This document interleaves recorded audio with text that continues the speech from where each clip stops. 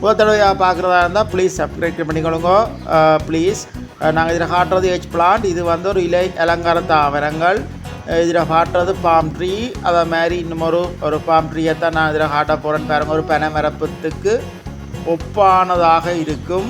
இதில் காட்டுறது ஏற்கனவே தெரிஞ்சிருக்கும் எல்லாருக்கும். இது அந்த பனைமரத்துக்கு ஒப்பானது உண்டு. மற்ற ஒரு தாவரத்தை பற்றி நான் காட்ட போகிறேன்.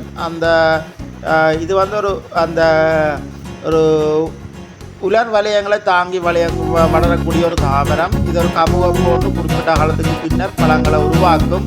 இதில் காட்டுறது வந்து அந்த நாங்கள் சொல்கிறோம் சித்திர வேம்பு. இது ஒரு முடிவிடத்துக்கு நல்லதுன்னு சொல்லி அந்த காலத்தில் சொல்லிக்கொள்ளுவினோம். இது இந்த கல்யாணி ஒரு அழகுக்காக நான் இந்த வீடியோவில் சேர்த்து கொண்டிருக்கிறேன்.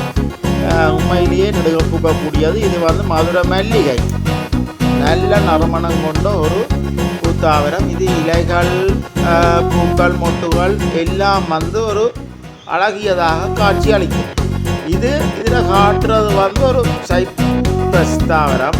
இது ஒரு வித்தியாசமான சைப்ரஸ். பாருங்க, உங்களுக்கு பார்த்தா அப்படிங்க உண்மையிலேயே ஒரு அழகான இலை அலங்காரத்துக்கு பயன்படுத்தக்கூடிய தாவரங்களாக இந்த இதில் காட்டப்பட்டதில் இந்த செய்யும் நமக்கு அந்த பெனை குப்பான ஒன்றும் மற்ற அந்த அஞ்சனன் சமூக போட்டு வளர்ந்து இந்த காய்களை உருவாக்கக்கூடிய தாவரங்கள் வந்து உண்மையிலேயே ஒரு மிக அழகான ஒரு காட்சியை வந்து குறித்த இடத்தை பிரதிநிதித்துவப்படுத்தக்கூடிய மாதிரி இருக்கும் என்றதை நான் வந்து இதில் காட்டுறேன்.